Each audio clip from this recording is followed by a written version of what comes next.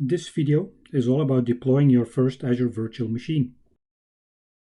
In this video, we're going to take a look at Azure virtual machine requirements for deployment, so mainly giving you the insights what's happening under the hood.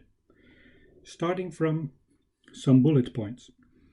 What is required to allowing you to deploy Azure virtual machines is the first topic I'm going to cover, followed by showing you how to deploy an Azure virtual machine from the portal. And then ending this section by showing you how easy it is to manage your virtual machine after deployment. Let me start with walking you through some of the requirements and key aspects of what it takes to actually deploy an Azure virtual machine. First of all, you need to have admin rights to the portal, as well as having admin rights to the Azure resource group in which you want to deploy the virtual machine. As I explained to you in the previous video, Azure resource groups are the logical boundary for creating your Azure resources. From an administrative security perspective, it is integrating with Azure Active Directory, which by the way is one of the topics that I will cover in another section in this video series. You can provide or even limit admin rights to specific Azure resource groups.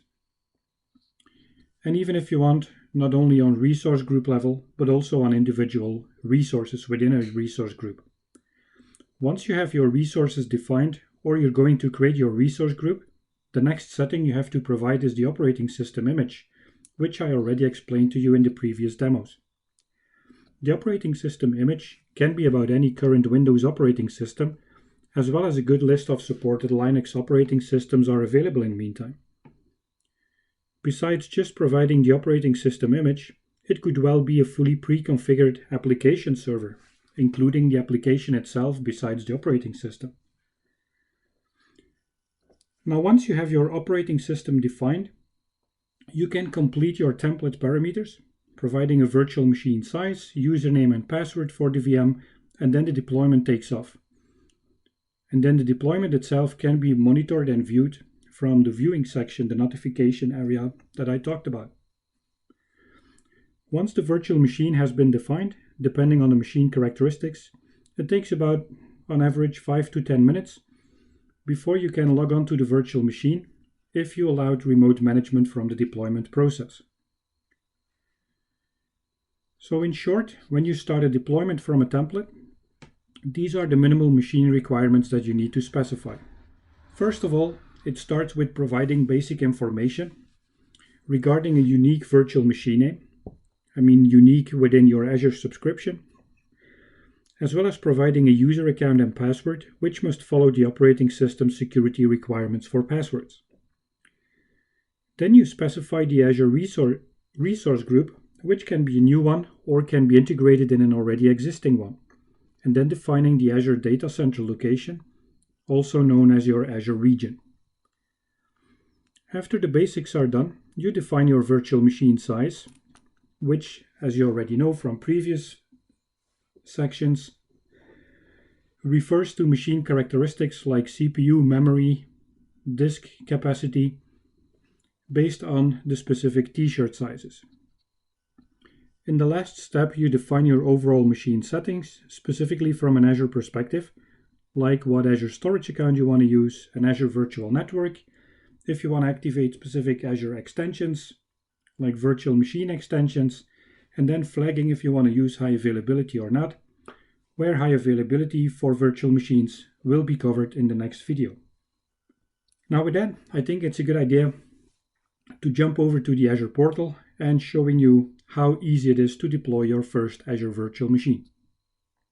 From the Azure portal, I'm mainly talking about Azure Resource Manager in this scenario. I'm going to start with deploying a virtual machine. So I select virtual machines in the portal, and from here I get access to the marketplace, which I already covered in the introduction, and I'm going to keep it easy for now, deploying a basic Windows Server operating system VM. Now when I select my Windows Server from the list of available images and confirming my creation steps, it's basically jumping over to the basics section. I provide the name packed VM1 based on a certain disk type, and then entering an administrative username and a complex password. If it's not even complex enough, it will already provide me a warning.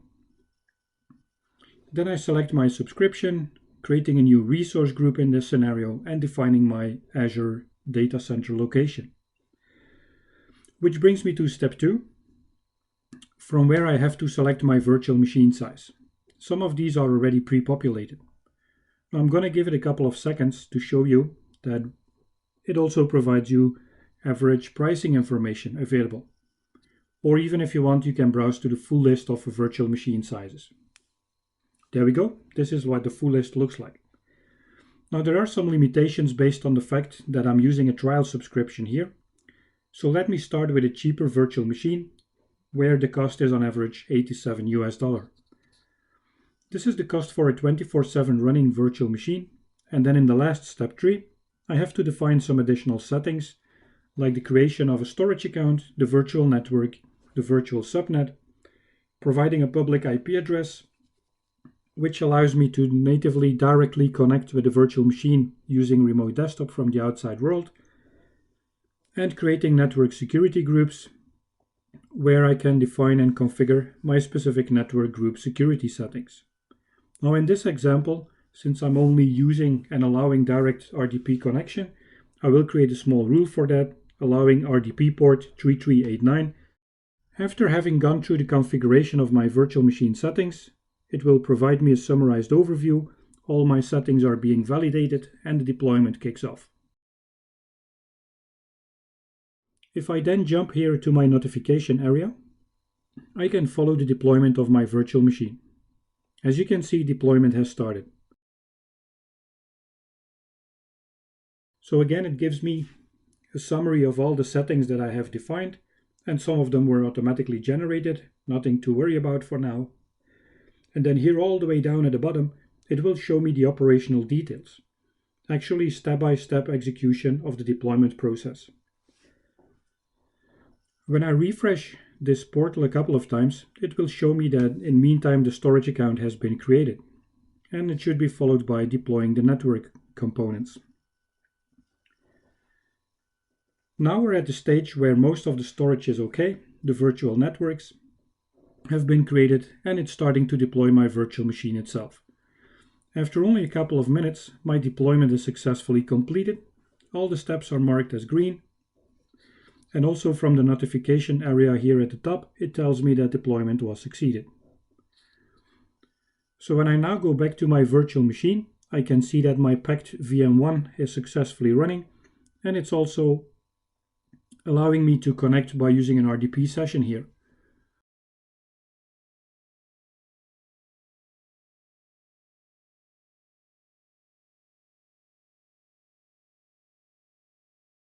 I'm logging on with my admin account that I created, and I can successfully connect to my virtual machine. This basically completes my demo on deploying the first virtual machine in your Azure subscription. Nothing too specific, nothing too complex, I think. And then as a wrap-up of this section, you'll learn about virtual machine requirements, what it takes to deploy the virtual machine and how to manage it by allowing the rule within the network security group settings and executing an RDP session from the portal. Obviously, if it's a Linux machine, then you would also have the option to use SSH, which basically provides you direct remote management to the machine. In the next video, I'm going to walk you through more complex deployments of virtual machine architectures using Azure templates.